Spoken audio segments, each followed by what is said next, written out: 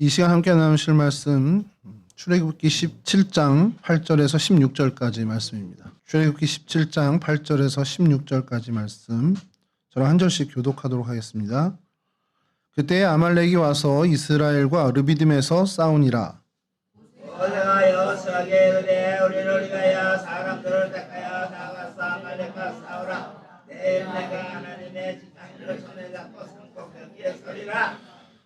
여호수아가 모세의 말대로 행하여 아말렉과 싸우고 모세와 아론과 훌은 산 꼭대기에 올라가서 모세가 손을 들면 이스라엘이 이기고 손을 내리면 아말렉이 이기더니 모세의 팔이 피곤함에 그들이 돌을 가져다가 모세의 아래에 놓아 그가 그 위에 앉게 하고 아론과 훌이 한 사람은 이쪽에서 한 사람은 저쪽에서 모세의 손을 붙들어 올리더니 그 손이 해가 지도록 내려오지 아니한지라.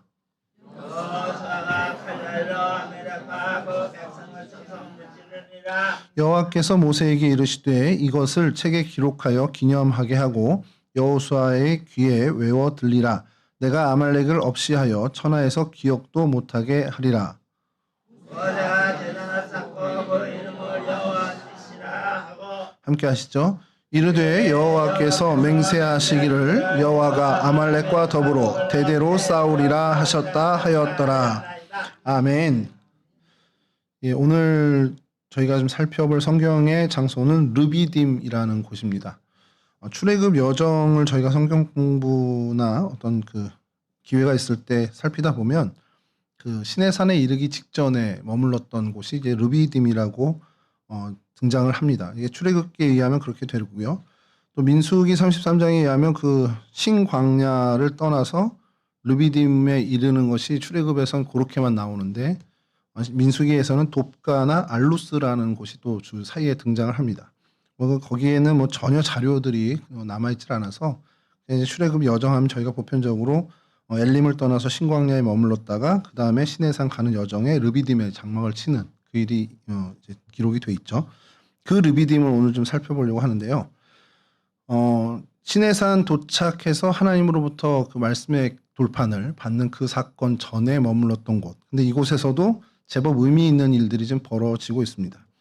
히브리어로 레피딤이라고 발음을 합니다. 저희가 르비딤이라고도 하는데 정확히 발음이 레피딤으로 발음을 하고요. 의미가 좀 여기가 조금 헷갈리는데 쉬는 장소, 휴식처라는 의미를 갖고 있는 단어입니다. 이게 사실은 정설인데 저뿐만이 아니라 그 여러 사람들이 성경에 이제 관심 있고 또 이렇게 자료를 찾는 일이 있을 수 있잖아요. 뭐 성경 사전을 찾는다든가 그렇게 하면 이게 불꽃 또는 횃불이라는 단어로 이제 해석되는 경우가 좀 있습니다. 근데 이게 뭐 잘못됐다는 건 아니고 그 어원을 이제 찾는 이 레피딤이라는 단어의 어원을 찾을 때 라파드라는 이제 히브리어는 이제 자음이 밑에 이제 모음이 바뀌면서 발음이 좀 달리 되는데 이 라파드라는 어원을 좀 엉뚱한 이제 같은 발음의 다른 단어에서 찾는 경우가 있습니다.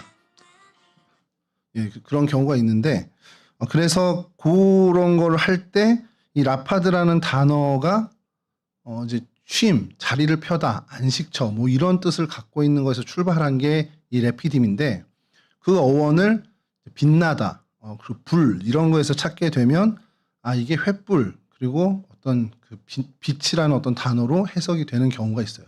그러니까 요렇게 좀 잘못 얘기하다 보니까 조금 이제 성경 사전이나 이런 데서 일부는 횃불이나 뭐 빛 이런 걸로 이제 불빛 이런 걸로 이제 뜻이 이제 나오는 경우가 있는데 그것도 뭐 완전히 틀렸다라고 할 수 없는 게 사실 이게 이제 절대 다수의 성경 학자들이 하는 이제 주장이 정설이 되다 보니까 일부 학자들은 아직도 그런 이야기를 합니다. 그 르비딤을 이제 준비하면서 이거에 조금 빠져서 시간을 많이 지체했어요. 그래서 굉장히 많은 자료들을 찾으면서 이 르비딤이 진짜 어디가 어원인 건지. 그래서 이게 남성형 명사인데 같은 이제 단어에서 출발한 여성형 명사가 있습니다. 그 여성형 명사를 찾으면서 그 어원을 찾게 돼서 이 라파드라는 단어가 쉬다, 자리를 펴다, 그리고 안식하다, 회복하다라는 의미를 가진 단어. 이제 거기서 출발했다는 걸 찾게 됐습니다. 그러다 보니까 제가 이제 엉뚱한 것으로 생각이 튄 거예요.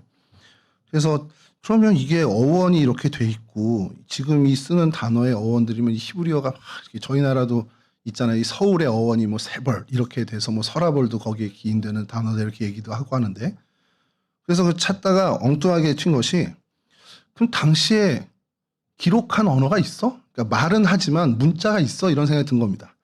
그러면서 이제 르비딤 오늘 본문을 잡으면서 저희가 아까 같이 이제 봉독을 했는데 14절에 여호와께서 모세에게 이르되 이것을 책에 기록하여 기념하게 하고 여호수아의 귀에 외워 들리라. 하나님이 모세한테 명령하는 거예요. 야, 이 사건, 아말렉을 물리친 이 사건을 책에 기록해놔. 그래서 여호수아가 계속 그걸 들을 수 있게, 상기할 수 있게 네가 조치를 해라.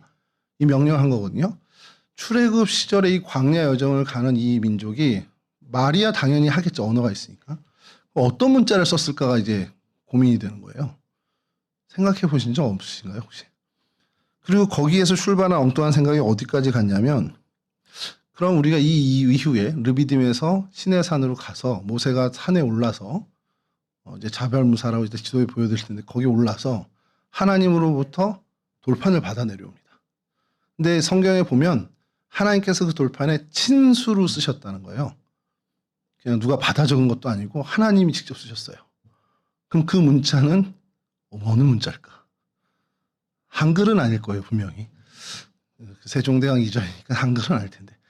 그래서 엉뚱하게 이제 르비딤을 하다가 르비딤의 어원인 라파드로 갔다가 혼자 이제 굉장히 엉뚱하게 돼서 설교 준비를 해야 되는 시간을, 정말 많은 시간을 오히려 여기에 좀 쏟아붓게 됐습니다. 그래서 많은 이제 언어학자들의 이야기, 또 성경학자들의 이야기인데 히브리어를 썼다라는 주장이 있어요. 지금 히브리어는 아니겠죠. 이제 약간 그 성서 히브리어에 가까운 히브리어인데, 지금 히브리어는 그 이스라엘이라는 지금 국가가 이제 1946년에 다시 여기서 독립할 때에 그때 즈음에서 우리가 이제 유럽어나 다른 언어를 쓰지 말고 우리 원래 언어를 찾자 해서 원래 히브리어를 가져다가 차용을 해서 좀 새롭게 만든 현대 히브리어입니다. 그러니까 고대 성경 히브리어랑은 좀 차이가 나요. 많이 비슷하지만. 근데 이제 고대 성경에 쓰였던 히브리어를 가지고 썼다라고 주장하는 일부 학자들이 있습니다. 이게 유대 전통주의자들이 일단 이렇게 주장을 하고, 많은 랍비 문헌에서도 그렇게 씁니다. 근데 그 모세 시대 때 기록된 기록은 아니잖아요. 그냥 그 후대에 그랬을 거야라고 한 기록들이고, 또 하나 이제 고고학자, 일부 이제 언어학자들에 의해서는 이집트 상형 문자를 썼을 거다라는 겁니다. 그러니까 모세가 이집트 왕가에서 교육을 받았고, 당시에 이제 그 고센 지방이나 이런 쪽에서 이스라엘 민족도 이집트 통치하에 지내다 보니 그 이집트의 상형 문자를 사용하는 것이 익숙했을 거다라는 것이 이제 언어학자와 고고학자들의 주장이죠. 근데 이것도 역시 증명할 수 있는 길은 없습니다. 그런데 이제 고고학자 중에, 이제 고고학자이면서 구약 성경학자인 윌리엄 올브라이트라는 사람이 있습니다.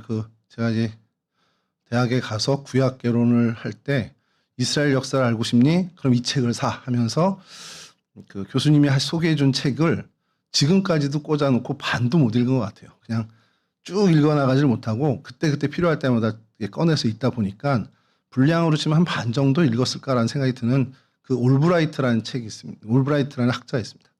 이 사람이 그래도 가장 복음주의에 가깝고 가장 역사적인 근거를 가지고 이야기를 하는데, 프로토 시나이라는 문자가 있어요. 이제 이거를 프로토 시나이어라고도 하는데, 특별히 이제 히브리어의 한정에서는 프로토 히브리어라고 이제 명명을 하는 글자가 있습니다. 그 문자가 있는데, 쉽게 얘기해서 히브리어의 원격이 되는 거죠. 그러니까 아예 초창기 그 모습을 가진 언어인데, 그런 언어로 쓰여졌을 것이다. 그러니까 셈족 언어에 여러 아카드어도 있고 아랍어도 있고, 근데 아람어도 있고, 근데 이 히브리어도 거기서 이제 출발을 한 거다 보니까 그 원시 언어에서 히브리어로 그러니까 발전하는 그때의 중간 단계 문자가 프로토 시나이, 프로토 히브리어라고 하는데, 그걸로 썼을 것이다라는 이야기를 합니다. 그리고 가장 설득력이 있는 이야기입니다. 현재까지는. 그리고 또 하나의 설이 있는데, 하나님의 언어로 썼을 거다. 천상의 문자로 써서 인간은 해석할 수 없고 그 하나님의 신이 감동할 때만 해석할 수 있다라고 하는 신비주의 계열에서 이제 이야기하는 결이 있습니다. 이건 굉장히 이제 신비주의적인 요소에서 얘기하는 거고요. 그러니까 이제 이 구약학자들이나 다 이제 어느 정도 정설로 이야기하는 것은 이 프로토 히브리어를 이야기합니다. 그래서 이 프로토 히브리어는 출애굽 시대에서 여호수아가 그 초기 정복하던 그 시절까지 사용되었던 통용되었던 문자라고 보고 있고요. 그 다음에 정복 시대 이후에 왕정 시대를 거쳐서 쭉 왕정 시대가 끝날 때까지 사용했던 문자를 고대 히브리어라고 이제 보통 지칭합니다. 그러니까 문자가 좀 발전을 해서 그때 어느 정도 언어 체계를 잡고 문법도 좀 다져지고 해서 그것을 고대 히브리어라고 하고요. 통일왕국에서 이제 그 포로기 전후까지를 이제 지금 성경에 쓰고 있는 히브리어인데 고대 히브리어하고는 크게 차이는 없지만 그냥 요 그때 시기의 언어를 그냥 학자들은 지칭해서 성경 히브리어라고 합니다. 그리고 저희가 지금 구약 원전이나 이런 데서 찾고 있는 그 히브리어가 이 성경 히브리어입니다. 그리고 난 다음 이제 포로기 이후에 제2성전기랑 또 예수님 시대에 와서 쓰였던 그 문자들은 이제 후기 히브리어라고 하는데 뭐 성경 히브리어와 크게 차이는 없습니다만 그 쓰는 인구가 많지는 않았습니다. 예수님 당시에 거의 모든 사람은 아람어를 사용하고 있었고요. 그러다 보니까 이 언어는 그냥 어떤 문헌에만 있는 언어로 이제 치부되는, 그래서 실제로 사람들이 말은 표기할 수 있지만 그 문자는 잘 쓰지 않는 그런 이제 언어 형태를 갖고 있습니다. 이게 엉뚱하게 이렇게 제가 이렇게 갔어요. 그러다가 다시 정신 차리고 르비딤으로 돌아왔습니다. 그래서 르비딤의 위치가 어디냐? 이 쉼이라는 곳, 안식처라는 뜻을 갖고 있는 르비딤이 어디에 있나? 그래서 이것을 이제 성경에서 사람들이 이제 근거를 찾는 것은 오늘 저희가 읽었던 본문의 앞선 출애굽기 17장 1절입니다. 이거 좀 띄워주시면, 이스라엘 자손의 온 회중이 여호와의 명령대로 신 광야에서 떠나 그 노정대로 행하여 르비딤의 장막을 쳤으나 백성이 마실 물이 없는지라. 그러니까 학자들은 이제 상상을 하는 겁니다. 이제 어떤 이제 서로 이제 어떻게 보면 전제를 놔두는 거죠. 그리고 그것을 막 찾아가서 결론을 내는 건데, 신광야는 어느 정도 그 위치가 특정이 됐어요. 그러니까 신광야에서 시내산까지 사이에 있다라는 거는 확실한 거죠. 이 17장 1절을 보면. 근데 물이 없었는데 반석을 쳐서 물이 났어요. 그러면 그 이후엔 여기가 물이 있을 거야 라는 생각을 하는 거죠. 그래서 이 근처 사이에 오아시스를 찾기 시작한 겁니다. 이 고고학자들이. 그리고 출애굽기 19장 2절에도 그들이 르비딤을 떠나 시내 광야에 이르러 그 광야에 장막을 치되 이스라엘이 거기 산 앞에 장막을 치니라. 적어도 오아시스가 있을 법한 곳인데 산들이 있구나. 그러니까 허벌판 광야의 상징이 아니라 산 기슭이든 산 밑에 이렇게 쳤겠구나라는 것을 고고학자들이 가지고 탐사를 시작한 겁니다. 그리고 민수기 33장 14절에서 15절인데요. 이것도 띄워주시면, 알루스를 떠나 르비딤에 진을 쳤는데 거기는 백성이 마실 물이 없었더라. 그리고 15절, 르비딤을 떠나 시내 광야에 진을 치고 시내산 입구에 있는 광야까지 가는 그 여정. 그러니까 적어도 시내 광야 이전일 거다라는 좀 특정한 지역을 가지고 그곳에서 오아시스가 있을 만한 법한 곳, 그리고 산 기슭 밑에 있는 것을 찾아냈습니다. 찾아냈다라기보다 이제 몇 군데 후보를 한 거죠. 그래서 지도를 띄워주시면, 첫 번째 지도입니다. 제가 순서를 좀 바뀌어서. 너무 길어서. 예. 여기가 이집트입니다. 여기까지도 이 시나이 반도가 이집트형인데, 요쯤을 홍해를 건넜다고 이제 학자들은 추정을 합니다. 그래서 요 해안선을 따라서 이 시내산까지 간 것으로 얘기하고요. 그리고 요쪽이 신광야입니다. 그러니까 신광야와 시내산 사이에 요쯤이겠구나라는 것이 학자들, 이제 정설의 학자들이 이야기하는 것이 르비딤이 그쯤일 거라는 거죠. 근데 갑자기 저쪽에 하나 있잖아요. 이곳은 와디, 이거 정장로님한테 혼나겠는데, 정장로님 이거 치지 말라 그랬는데, 와디 루파이드라는 요곳입니다. 이곳은 왜 저기를 추정하는 학자들이 있냐면, 시내산 때 저희가 한번 말씀을 드렸었는데, 시내산이 이 시나이 반도에 있지 않고 아라비아 반도에 있다라고 하는 설이 있습니다. 그리고 그것을 생각하다 보면 가장 지명적으로 유사한 곳이 이 와디 루파이드라는 곳입니다. 그래서 이곳을 르비딤이라고 주장하는 학자들이 있습니다. 근데 주류는 아니고요. 현재 어쨌든 가장 정설로 그리고 주류로 받아들이는 것은 이 부분입니다. 그래서 이곳이 오늘날의 이름은 와디 페이란이라고 부르는 곳입니다. 그래서 다음 사진 보여주시면요. 예, 그걸 좀 이제 확대했는데요. 그래서 이 시내산이 있고요. 이 와디 페이란이라는 곳이 여기 있습니다. 그리고 요 인근에 산과 오아시스와 여러 이제 그 와디라고 하면 이제 우기 때 물이 흐르는 강이 되는 이제 그런 곳이죠. 그런 곳으로 추정을 하고 거의 지금은 정설로 받아들여지고 있습니다. 여기 지형을 다음 사진 보여주시면 이거는 이제 지형을 나타낸 지도입니다. 그러니까 좀 더 확대를 하면 등고선까지 보이는데 그렇게 하면 너무 가까이 가야 돼서 이 정도로 산맥이 많습니다. 그러니까 이쪽은 평지인데 이쪽은 엄청난 산지예요. 그래서 이게 보통 산이 아니고 해발 뭐 1000몇 미터, 2000미터 이렇게 되는 산들, 봉우리들이 계속 연이어 있습니다. 저희 나라 뭐 태백산맥은 비교도 못할 정도더라고요. 그래서 요 곳을 이제 사람들이 추정해서 찾아냈는데 그래서 이곳 사진을 먼저 좀 보여드리면 그 와디 페이란의 가장 대표적인 이게 좀 화질이 좀 이런데요. 이게 와디 페이란이고 이 산이 지금은 안 보이는데 이따 사진을 또 보여드릴 겁니다. 저 봉우리가 있는 쪽이 자벨 타후나라고 하는 그러니까 여기 자벨이 이제 산이란 뜻입니다. 산이란 뜻 야벨이라고도 부르기도 하고 자벨이라고 하는데 이 타후나라는 산입니다. 이 산을 이제 특정하게 된 것이 이곳에서 모세가 두 팔을 들었다라고 이제 거의 얘기를 하는 것입니다. 그래서 이런 산 계곡으로 도로를 지금은 냈죠. 그래서 요 도로를 따라서 아까 그 바로 전지도 한번 좀 보여주시겠어요? 전사님 죄송합니다. 요 선이 강물이 아니고요. 파란 선이 강물이 아니고 도로입니다. 그래서 산 계곡 사이로 도로가 쫙 나 있습니다. 그렇게 해서 요곳이 이제 저희가 오늘 얘기하는 르비딤 이 곳으로 추정을 하는 사진입니다. 이 사진이 제일 어렵게 구한 사진입니다. 다음 사진 보여주세요.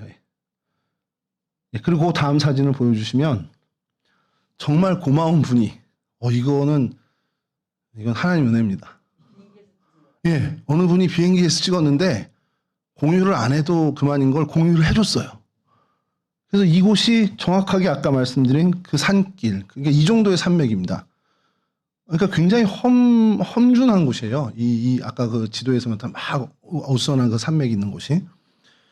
이곳이 이제 와디페이란의 항공 사진이고, 또 우연하게 딱 고기 상공을 지나가는, 물론 여러 장을 찍었겠지만, 그 찍은 것은 지나가는 요기를 이제 찍은 게 이분이 공유를 해줘서 너무 감사하게 얻게 됐습니다. 예, 그래서 이 르비딤 안에 이게 르비딤이라고 하는 와디페이란이라는 이곳에 아까 말씀드린 것처럼 오아시스가 있고 산기슭이 있어야 된다 생각한 거잖아요. 그럼 산 아래는 찾았잖아요. 그 오아시스? 이걸 찾아야 되잖아요. 그래서 오아시스를 찾는데 이쪽에 베두인이라고 하는 많은 사람들이 유목민들이 거주하고 또 거주하는 촌락을 형성하는 사람들도 살고 그래서 이 이집트에 살고는 있지만 이집트 국적을 안 갖고 있는 사람들이 굉장히 많습니다. 그래서 이 광야를 헤매는 많은 사람들 이들 사이에서 시나이의 진주라고 불리는 곳이 있어요. 그러니까 별칭이죠. 그러니까 시나이 반도의 진주야 이렇게 얘기하는 곳이 있는데 그곳이 와핫 페이란이라는 곳입니다. 오늘날의 이름은 와핫이라고도 하기도 와하트라고도 하긴 하는데 이 와핫 페이란이라는 곳인데 여기에 오아시스의 흔적이 있었고 실제로 지금도 많은 그런 풍성한 열매들이 맺혀지는 나무들이 있다라는 겁니다. 그리고 그곳에 마을이 형성되겠죠. 그래서 다음 사진 보여주시면 이곳이 와핫 페이란이라는 곳입니다. 이 넓게 있는 지역인데 이제 일부 도로 쪽에 있는 요 부분 요 마을을 이제 촬영한 사진인데요. 요 사진을 얻게 된 것은 요 모스크가 있어서 여기를 중심으로 찍어 놓은 것을 얻게 된 겁니다. 저 산봉우리들 사이에서 길이 이렇게 있는 거죠. 그러니까 오아시스의 흔적이고요. 지금 이게 오아시스가 있어서 사람 마을이 형성이 된 겁니다. 그러니까 다른 지역은 거주지가 거의 없어요. 이 도로 아까 말씀드린 것처럼 이쪽에만 이제 대규모의, 그러니까 대규모는 아니지만 저희들 기준에서는 작은 마을이지만 이 와디페이란 지역에선 굉장히 많은 큰 규모의 마을 거주지가 세워졌고 사실 이 모스크가 있다라는 것은 그만큼의 인원이 있기 때문에 모스크가 세워진 겁니다. 그래서 이 모스크가 있고 이 탑같이 생긴 것은 미나레트라고 불러요. 그 모스크 안에 이제 구조물이 미나레트라고 부르는데 이 미나레트가 무슨 기능인지 혹시 여러분 딱 보시면 느낌 오시지 않으세요? 저희 동성교회 종탑 똑같은데 여기 종을 안 치고 사람이 올라가서 예배 시간이다! 그러면 이제 마을 사람들이 올려요. 이 미나레트가 그런 그 기능을 하는 것이고 그래서 이 미나레트가 높으면 높을수록 그 모스크의 위상이 올라가는 게 이제 모스크 그쪽에 이제 문화죠. 그 나지막한 건물들은 거의 다 주거용 이제 건물들입니다. 여러분 이 사진을 꼭 좀 지금 잘 기억해서 눈에 담아주시기 바래요. 특히 이 미나레트 이걸 꼭 기억에 담아주시기 바랍니다. 자, 근데 여기가 그러면 이제 학자들이 이제 그런 산 밑에고 오아시스의 흔적이 있어야 된다라고 생각을 한 것이고 거기에 이 학자들 오늘날의 성서 고고학자들의 생각만이 그런 게 아니라 비잔틴 시대 이전 사람들부터 그 사람들의 생각도 여기일 것이다라고 해왔던 전통이 발견됩니다. 그게 뭐냐면 수도원이 지어져요. 그래서 다음 사진 보여주시면 비잔틴 이전의 수도원입니다. 그때부터 수도원이 있었던 건데 이 수도원의 이름은 다음 사진도 보여주죠. 이건 외부고요. 이제 내부의 수도원입니다. 오늘날까지도 잘 보존이 됐는데 좀 어렵지만 발음해 보겠습니다. 아랍어로 돼 있는데 데이르 아사바 바나트라는 이제 이름을 가진 수도원이에요. 데이르는 수도원이라는 뜻을 갖고 있는 단어고요. 그다음에 앗은 이제 정관사 더와 같은 건데 그래서 사바는 일곱이라는 뜻입니다. 하나 둘 셋 넷에서 일곱. 그리고 바나트는 딸들이란 뜻입니다. 그러니까 뭡니까? 7딸의 수도원입니다. 왜 7명의 수도원인가 그 연구한 이유는 7명의 수녀들이 이곳을 지켰대요. 그리고 끝까지 이제 이 박해를 아주 맞닥뜨리고 그것을 저항하다가 이제 순교를 한 그런 일이 있다는 유래가 있어서 이 수도원을 이렇게 데이르 아사바 바나트라고 부르게 됐다라고 합니다. 그래서 이것이 수도원이 지금은 그렇게 불리지만 당시에 지어질 때는 이곳이 모세가 아말렉과 전쟁을 치른 곳이라는 것을 기념해서 수도원이 지어졌다는 거죠. 이 흔적도 이제 찾아낸 겁니다. 사실은 이걸 먼저 찾았으면 고고하기 편했을 텐데 물론 알았겠죠. 알았지만 의심을 한 거겠죠. 저희가 맞을까? 그래서 이제 여러 곳을 이제 찾아냈지만 여기만큼 적합한 것을 찾아내지 못한 것으로 봅니다. 이렇게 돼 있고요. 그래서 이 아까 말씀드린 그 많은 산맥처럼 봉우리들이 많잖아요. 그 봉우리들을 이 이집트 관광청에서 소개하는 사이트가 있습니다. 그래서 이 소개하는 사이트를 이집트가 이 회교 모슬림인데도 불구하고 이 구약 성서, 그러니까 하긴 모슬림이니까 구약 성서를 또 많이 얘기하긴 하죠. 그래서 이 모세 사건을 이야기하면서 많이 놀러 오세요 하면서 이제 사이트에 올린 자료들입니다. 거기서 이제 발췌한 건데요. 그래서 제벨 바나트라는 다시 넘겨주시면 이 산은 아까 그 길가에 있는 봉우리 중에 제벨, 그러니까 산이란 뜻입니다. 제벨, 뭐 야벨 이렇게 되는 게 제벨. 그래서 바나트라는 산입니다. 바나트 산이라고 이렇게 하면 되죠 우리말로. 근데 좀 전에 제가 뭐라고 그랬습니까? 수녀원 이름의 바나트가 무슨 뜻이라고요? 이래서 저희가 설교할 맛이 나는 거죠. 지난주 것도 아닌데 바나트가 딸들이라는 뜻입니다. 딸들. 이게 딸들의 산이라는 거죠. 이것은 전설이 좀 내려오는데 이게 소녀들의 살, 뭐 딸의 산이라고 하는데 어떤 사랑하지 않는 사람이 이제 구원을 하는 거예요. 근데 그 사람한테 시집가기가 싫은 거예요.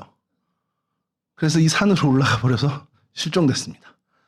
죽었다는 설이 있는데 그래서 이 산 정상에 올라가서 뭐 몸을 던졌다 이런 얘기도 있는데 어쨌든 얼마나 그 남자가 싫었으면 결혼 안 하겠다고 산으로 도망쳤을까. 그래서 이 산의 이름이 제벨 바나트가 됐다라는 이제 이집트 관광청의 이 블로그에 있는 내용입니다. 여기고요. 다음 사진 보여주시면 제벨 시네리르라는 이 봉우리입니다. 이 산은 조산 이제 여러 봉우리마다 이름이 있겠지만 요 전체에 뭉뚱여서 이 산을 시네리르 이렇게 하는데 이것은 이제 울퉁불퉁한 모양이 있어서 그런 이름을 붙였다고 하고요.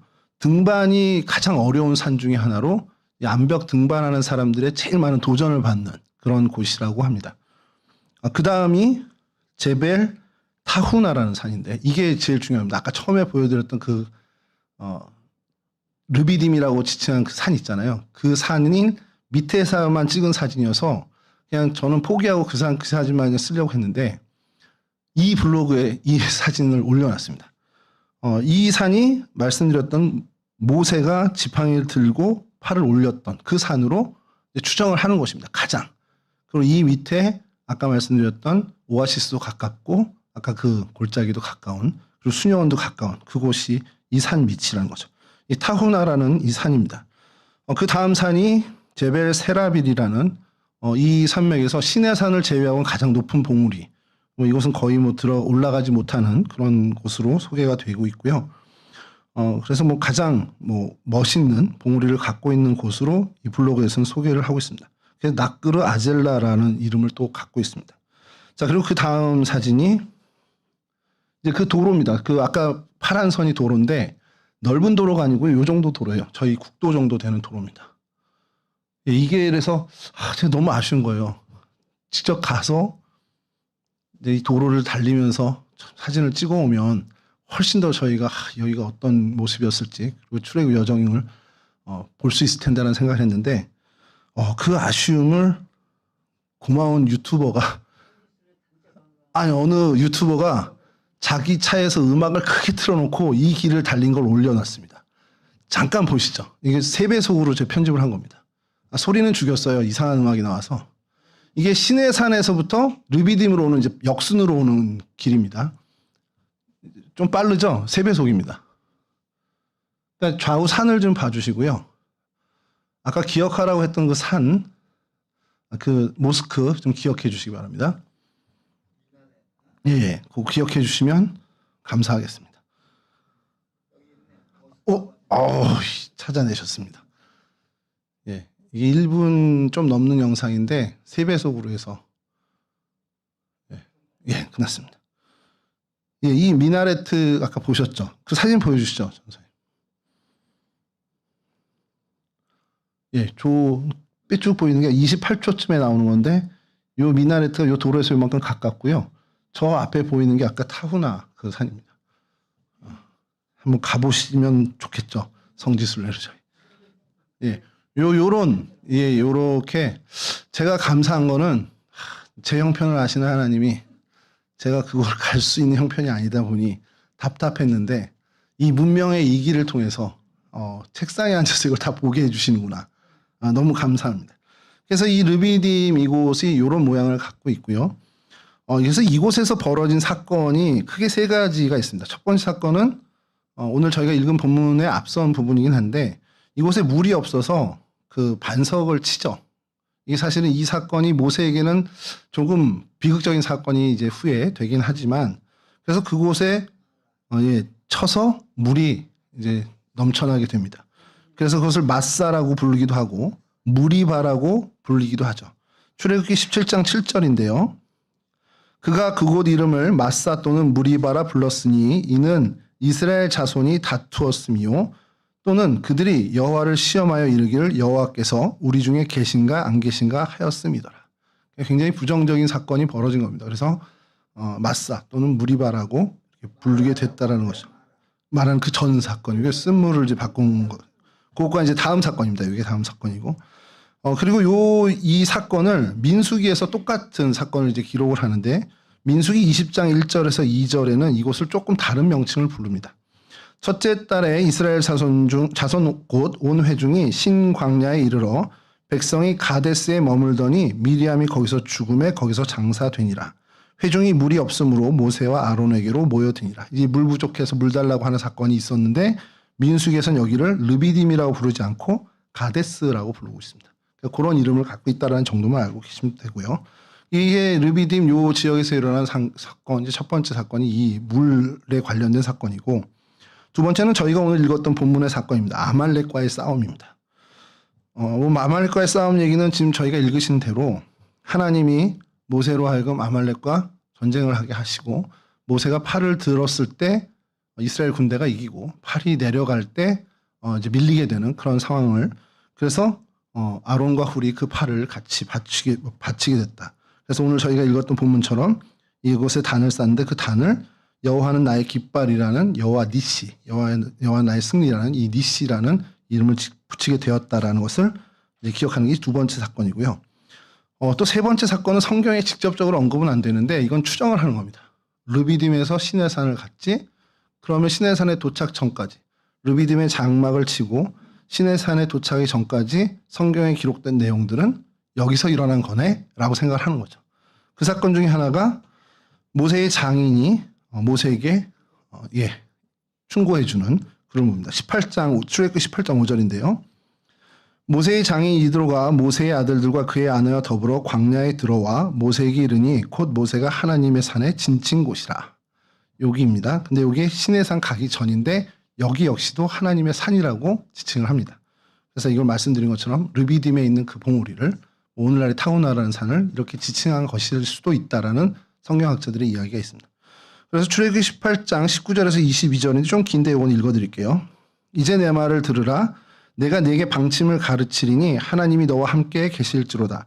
너는 하나님 앞에서 그 백성을 위하여 그 사건들을 하나님께 가져오며 그들에게 율례와 법도를 가르쳐서 마땅히 갈 길과 할 일을 그들에게 보이고 너는 또 온 백성 가운데에서 능력 있는 사람들 곧 하나님을 두려워하며 진실하며 불의한 이익을 미워하는 자를 살펴서 백성 위에 세워 1000부장과 100부장과 50부장과 10부장을 삼아 그들이 때를 따라 백성을 재판하게 하라. 큰 일은 모두 내게 가져올 것이요 작은 일은 모두 그들이 스스로 재판할 것이니 그리하면 그들이 너와 함께 담당할 것인즉 일이 내게 쉬우리라. 모세가 하루 종일 이스라엘 백성들의 그 송사를 가지고 판결을 해야 되는 어떻게 힘든 그 상황을 이 장인 이드로가 보고는 1000부장 세워 100부장 세워 50부장 세워 10부장 세워서 소소한 일들은 그들이 판결하게 하고 너는 굵직한 일만 맡아서 해. 이렇게 이제 조언을 해준 사건의 기록입니다. 근데 이게 언제 일어났냐? 출애굽기 18장 19절에서 22절에 이 기사가 났고요. 그 다음에 출애굽기 19장 2절입니다. 그들이 르비딤을 떠나 시내 광야에 이르러 그 광야에 장막을 치되 이스라엘이 거기 산 앞에 장막을 치니라.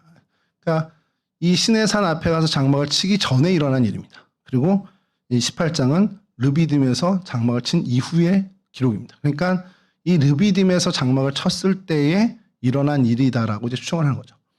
이 사건이 르비딤에서 이 장인이 이렇게 얘기했어라는 기록은 없지만 성경학자들은 이렇게 앞뒤 문맥을 통해서 이 사건도 역시 르비딤에서 일어났구나 이렇게 보는 거죠. 근데 오늘 이제 저희가 이렇게 살펴보고 말씀을 좀 나누려고 하는 것은 요 세 번째 사건이 이 1000부장, 100부장, 50부장, 10부장과 더불어 모세가 함께 합력해서 일을 이뤄내는 그 부분입니다. 근데 이것과 여기서 있었던 세 사건의 두 번째 사건이었던 오늘 본문의 아말렉 사건이 사실은 일맥상통하는 그런 교훈을 주고 있다는 겁니다. 여러분 우리가 성경을 보다 보면 수많은 많은 전쟁들의 이야기가 납니다. 그리고 그 전쟁이 하나님이 주관하신다라고 성경은 끊임없이 얘기하고 있죠. 뭐 가장 대표적인 사건, 직접적으로 그렇게 언급한 사건은 다윗과 골리앗의 싸움이었던 사건입니다.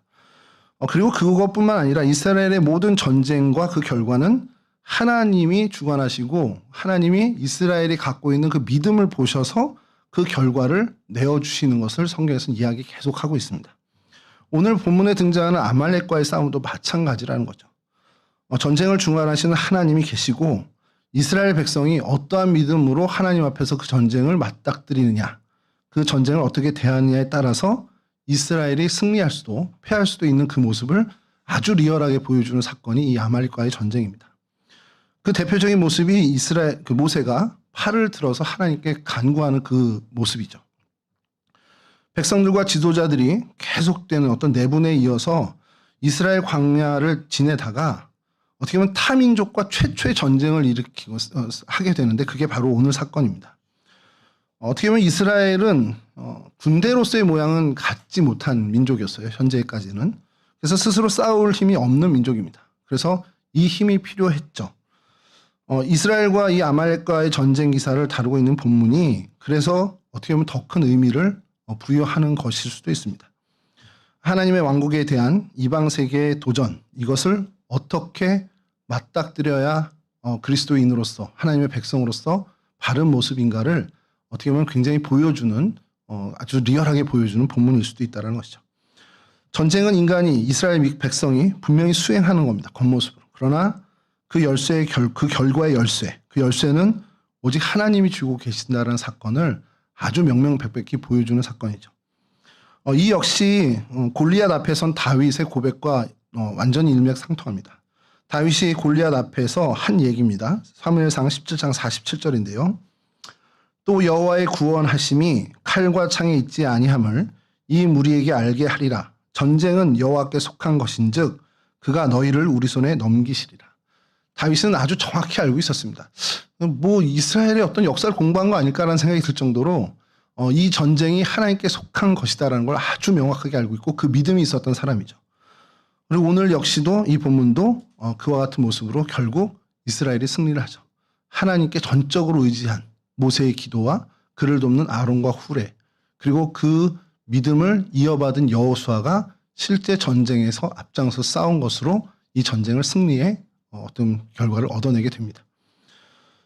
이 본문, 이 사건을 성경학자들이 이야기하는데 굉장히 이제 좀 신학적인 용어로 이렇게 풀어낸 것 중에 하나가 마음에 드는 것이 주권을 하나님께 이양한다. 이 얘기가 제 마음에 좀 쏙 들었습니다. 그래, 우리가 전쟁, 그리고 전쟁이라고 상징되는 이 땅에서 살아가는 우리의 모든 일에 주권을 내가 갖는 것이 아니라 하나님께 다 이양하는 태도를 갖는 것이 무엇보다 중요하다라는 것. 그러니까 이건 다 하나님에게 속한 것이고 하나님이 주관하시는 일이다. 그러나 그 주관하시는 일 속에 내가 머물고 하나님이 하시는 것은 내가 신실하게 충성되게 해나가야 된다는 것을 우리가 늘 이 마음에 견지하고 신앙의 모습으로 삶의 태도로 늘 그렇게 살아가야 한다는 것을 늘 생각하고 되새겨야 한다는 것이죠. 그러니까 모든 일들, 그리스도인에게 있어서 모든 일들은 하나님의 주권을 인정하는데 얼마만큼 하나님의 주권을 인정하냐에 따라서 그 일의 성패가 좌지우지 된다는 겁니다. 그러면 하나님께 이 주권을 이양할 때 우리가 어떻게 우리의 태도가 하나님께 이 주권을 이양했다면 어떠한 모습으로 우리가 이제 이 삶의 모습이 드러날까라는 겁니다. 그러니까 이게 이 일은 하나님께 속한 거야. 그럼 하나님께 내가 다 드려야지. 그리고 하나님이 그거 가지세요 하고 다 드렸어요. 그런 다음에 우리의 모습은 어떻게 돼야 되느냐? 맡겼으니까 내가 할 거 없네? 그러면서 그냥 룰루랄라 지내고 안일하게 사는 게 아니라 이 주권을 하나님께 드렸으니 이 주권이 하나님께 있음을 알고 이 모든 세세한 일의 하나하나를 하나님께 구해야 된다는 겁니다. 하나님 이게 오른쪽으로 이렇게 혔네요? 이거 이렇게 다시 와야 되는데요? 내가 할 게 없으니 그럼 뭐 하나님한테 가져도 하나님한테 다 맡기니까 하나님 알아서 하겠지. 이게 아니라 이건 내가 할 수 있는 일이 아니구나. 그럼 누가 할 수 있지? 하나님께 주권을 이양했으니 하나님이 하시는 거지. 그러면 하나님께 그것을 구해야 하는 그런 기도의 모습으로 나간다는 겁니다. 그러니까 이 기도가요. 자칫 잘못하면 떼쓰고 하나님께 우리의 복을 구하는 기복적인 모습으로 비출 수도 있지만 똑같은 모습이지만 우리의 주권을 하나님께 드렸기 때문에 기도하는 기도가 있다는 겁니다. 이건 내게 속한 일이 아니다. 이건 하나님의 영역이다. 그럼 이건 우리는 하나님께 기도하는 일밖에 없다. 그래서 하나님께 기도하는 그 기도는 분명한 능력의 기도가 된다는 겁니다. 그리고 하나님은 우리에게 그 기도를 하라고 이야기하시는 거죠. 그러니까 내가 하나님께 내 모든 삶의 모든 문제를 하나님께 맡겼다. 하나님께 내 모든 삶의 주권을 이양했다. 그럼 우리의 삶의 모습은 주권을 이양한 사람은 반드시 기도의 모습으로 그 삶의 모습이 드러날 수밖에 없다는 겁니다. 왜냐하면 이건 내가 할 힘이 없으니까. 내가 할 수 있는 요만큼도 없으니까 하나님께 기도하는 것밖에 없다는 거예요. 그게 그리스도인이 가져야 하는 그리고 그렇게 자연스럽게 나타나야 하는 신앙의 모습의 삶의 태도라는 겁니다. 자, 그런데 거기서 하나님께 주권을 이양했고 그래서 하나님께만 구해야 되니 내가 기도하는 모습을 드러내는 것 그것만으로 그치지 않는다는 겁니다. 아론과 훌의 모양을 보면서 이게 모세 혼자서 이거 하나님께 다 주권을 이양하고 모세 혼자 감당해? 그럼 그 팔이 내려갔단 말이에요. 육신의 한계가 있어서. 그러니 아론과 훌이 와서 그 팔을 붙잡고 도와줍니다. 이 역시 기도라는 겁니다. 그러니까 오랫동안 그 전쟁을 위해서 손을 들고 있으니 얼마나 피곤합니까? 그래서 양팔을 지탱하기 위해서 아론과 훌이 와서 함께 그 팔을 붙잡습니다. 그러니까 이게 우리에게 무엇을 알려주느냐? 모세의 기도를 돕는 기도의 손길이 또 있었다라는 거예요. 그러니까 더더군다나 이게 모세의 개인적인 일도 아니죠. 이 국가와 신앙 공동체를 위한 기도, 그 기도를 모세 혼자 감당하는 게 아니라 아론과 훌이 함께 감당하고 그러니까 이걸 우리는 중보적 기도라고 이야기합니다. 이 역시 하나님께서 기뻐하는 모습입니다. 어떠한 하나님께 주권을 이양하고 하나님이 역사하시기를 구하는 그 기도를 한 사람이 구하는 것이 아니라 여러 사람이 함께 그것을 구하는 그 기도, 하나님이 기뻐 받으신다는 거죠. 주님도 이와 동일한 선상에서 우리에게 교훈을 주시는데요. 마태복음 18장 19절에서 20절입니다. 너무 잘 아는 말씀인데, 진실로 다시 너희에게 이르노니 너희 중에 두 사람이 땅에서 합심하여 무엇이든지 구하면 하늘에 계신 내 아버지께서 그들을 위하여 이루게 하시리라. 두세 사람이 내 이름으로 모인 곳에는 나도 그들 중에 있느니라. 이것이 주님께서 우리에게 가르쳐 주신 말씀입니다. 혼자 기도해? 그것도 괜찮아. 근데 두세 사람이 함께 기도해봐. 하나님이 더 기뻐하는 모습이 그거야 라고 이야기해 주시는 것이죠. 전도서 4장 12절에도 우리 똑같은 교훈을 주는 말씀을 찾아볼 수 있습니다. 한 사람이면 패하겠거니와 두 사람이면 맞설 수 있나니 세 겹줄은 쉽게 끊어지지 아니하느니라. 그러니까 합력해서 뭔가를 하나님의 일을 도모하는 것을 하나님은 기뻐하신다라는 겁니다. 홀로 하나님께 나아가 하나님 앞에 내 정성과 정결한 삶을 드리는 것 중요하죠. 거기에 근데 한 발 머무르지 말고, 거기에 만족하지 말고 한 발 더 나아가서 여러 사람이 함께 하나님의 일을 도모하고 합력해서 하나님께 기도하는 것이 하나님이 기뻐하시는 모습이라는 것을 우리가 잊지 않아야 한다는 겁니다. 그렇게 성도들이 하나님 앞에서 무언가 할 수 있는 일들, 우리가 할 수 있는 일은 열심히 하지만 하나님이 하셔야 되는 그 일에 절대적으로 하나님께 순종하며 기도하는 모습을 여럿이 함께, 그러니까 이건 다시 말씀드려서 공동체가 함께 기도하고 간구하는 모습을 갖는 것이 중요하다라는 것이죠. 그 결과가 어떻게 됐냐? 오늘 본문의 결과와 동일합니다. 아말렉에 대한 이스라엘의 승리는 모세, 여호수아, 그리고 모세를 도와 중보에 힘쓴 아론과 훌, 이들의 조화로운 동역이 하나님을 기쁘시게 했고, 그래서 하나님께서 그들을 보시고 이루어 주신 일이라는 겁니다. 그러니까 이 사람들이 기도해서 그 기도의 힘이 이것을 이뤄냈어, 이게 아니고 이들이 이렇게 협력해서 하나님께 구하는 것을 하나님이 너무 기뻐하셔서 그 흡족해 하신 하나님이 이들의 기도를 들으시고 이루어 주셨다는 겁니다. 그러니까 오늘날 저희들도 마찬가지죠. 우리가 하나님의 뜻에 맞게 하나님께 기쁨을 드리는 연합의 모습을 보여서 함께 기도하고 그 노력을 우리가 기울인다면 그 기도의 자체에 힘이 있어서가 아니라 우리의 그런 연합하는 모습, 우리의 서로 용납하고 서로 사랑하는 그 모습을 하나님이 보시고 그 마음이 흡족하여서 우리 구하는 바를 하나님께서 이루어 주시더라라는 겁니다. 이것이 로마서 8장 28절의 비밀입니다. 우리가 알거니와 하나님을 사랑하는 자, 곧 그의 뜻대로 부르심을 입은 자들에게는 모든 것이 합력하여 선을 이루느니라. 내게 되어지는 많은 일들, 그 비극적인 일들까지 다 합쳐서 선을 이룬다. 그 말씀의 뜻도 되지만 하나님의 사랑을 입은 자들이, 하나님의 뜻대로 부르심을 입은 자들이 합력해서 하나님의 선을 이루어 나가는 것, 그것이 하나님이 기뻐하시는 것이라는 것을 우리가 깨닫고 그것을 놓치지 않아야 한다는 것이죠. 여러분, 중보적 기도에 대해서 제가 한참 전에 좀 회의감을 가진 적이 있어요. 그러니까 어떤 말씀이냐면 하나님이 이거를 이루시려고 해요. 그러니까 이해를 이쪽으로 옮기시려고 해요. 근데 제가 그게 마음에 안 들어. 그래서 하나님께 막 기도해. 그럼 제가 기도하는 게 너무 좀 힘이 딸려 보여서 엄마 기도 좀 해줘. 하나님이 물병을 왼쪽으로 옮기시려고 그래. 그것 좀 놔두시게끔 기도해줘. 그래서 정말 제가 아는 많은 사람들에게 이 기도 제목을 나눠서 하나님께 기도를 했어요. 그럼 진짜 하나님의 뜻이 이걸 이쪽에 놓으셔야 하는 게 하나님 뜻입니다. 그런데 저희들의 그 바람, 그것 때문에 하나님께 기도하면 하나님이 이거를 안 이루시나. 제가 그래서 그거에서 조금은 좀 의문을 가진 거예요. 그러면은 사람들끼리 모여서 작당을 해서 기도하면 하나님의 뜻을 꺾을 수도 있는 거야? 그래서 제가 그 전에 되게 싫어했던 말 중에 하나가 하나님의 보좌를 움직이는 기도, 뭐 이런 표현을 좀 싫어했어요.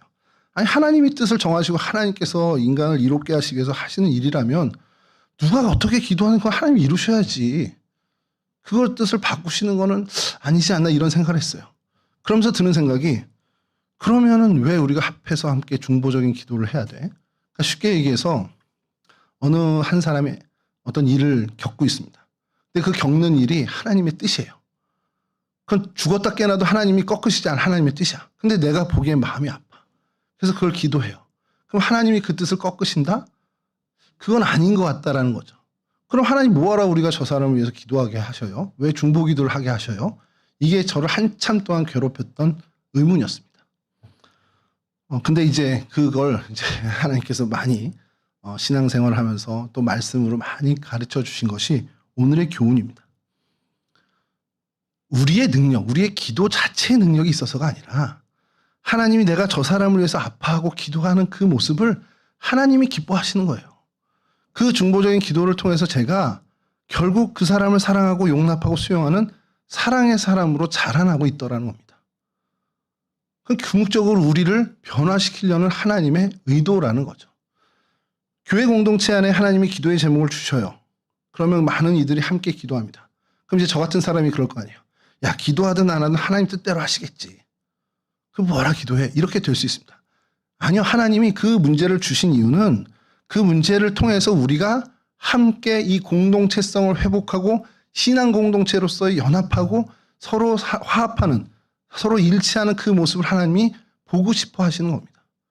그래서 하나님이 그 문제를, 그 기도의 제목을 공동체 안에 허락하시고 많은 이들이 함께 기도함으로 하나님의 사랑의 사람으로, 일치와 화합의 사람으로, 평화의 사람으로 우리를 다듬어 가시는 과정이라는 것이죠. 여러분, 전쟁뿐 아니라 모든 것을 주관하시는 분이 하나님이라는 사실을 우리가 인식하는 것, 그로 인해서 우리의 기도가 시작된다는 것을 잊지 마시고요. 이게 내 문제만 가지고 기도하는 게 아니라 사랑하는 사람과 내 공동체의 사람들, 혹은 일면식도 없지만 무언가 기도해야 하는 마음을 주셔서 그 문제를 함께 기도하는 그 사람들을 위해서 기도하는 것, 이게 중요하다는 겁니다. 그 모든 일을 주관하시는 분 하나님이시지만 그렇게 기도하게 하시는, 그리고 기도하는 그 모습을 기뻐하시는, 무엇보다도 기뻐하시는 것이 하나님이시기 때문에 우리는 이 기도에, 이 중보적인 기도에 사람을 살리는, 그리고 사람을 위하는 그 기도를 우리가 끝까지 행해야 한다는 것이죠. 그렇게 우리가 사랑의 사람으로, 또 기도의 사람으로, 중보의 사람으로 자라나게 되고 그런 모습으로 하나님께 영광 돌리는 인생을 살게 된다는 겁니다. 우리가 함께 기도하는 것을 통해서 우리는 공동체성을 회복할 수 있게 됩니다. 다른 사람의 아픔을, 그 문제를 함께 기도함으로 그 사람을 수용하는 사랑의 사람으로 우리는 자라나게 됩니다. 하나님이 바라시고 기뻐하시는 그러한 사람으로, 그런 섬김의 사람, 사랑의 사람으로 성장하는 일이 바로 이 중보 기도 사역에 있다라는 것을 우리가 놓치지 않아야 한다는 것이죠. 그 중보적인 기도의 사명을 감당할 때 우리가 사랑의 사람으로, 하나님이 주시는 평화의 사람으로 사람들을 이롭게 하고 세상을 이롭게 하는 그러한 사람으로 성장한다는 사실을, 그것이 중보적 기도의 사명을 감당할 때 이루어진 사실을 우리가 놓치지 않아야 한다는 것이죠. 오늘도 내일도 늘 우리 주변에 기도 제목이 있는 사람들은 끊이지 않을 겁니다. 바라기는 여러분 주변에, 우리 주변에, 내 주변에 그 사람들의 기도의 제목을 살펴주시기 바랍니다. 그리고 함께 기도하는 사람이 되었으면 좋겠습니다.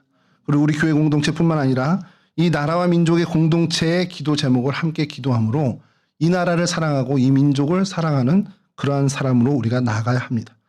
이 땅을 위해, 이 땅의 교회들을 위해서, 이 나라의 민족을 위해서, 그리고 이 땅의 많은 하나님의 백성을 위해서, 또 더 나아가 하나님이 우리에게 주신 창조 세계의 회복을 위해서 우리가 함께 기도하면서 진짜 하나님이 기뻐하시는 인생을 살아가는 그러한 하나님의 사람들로 자라나는 저희들이 되었으면 좋겠습니다.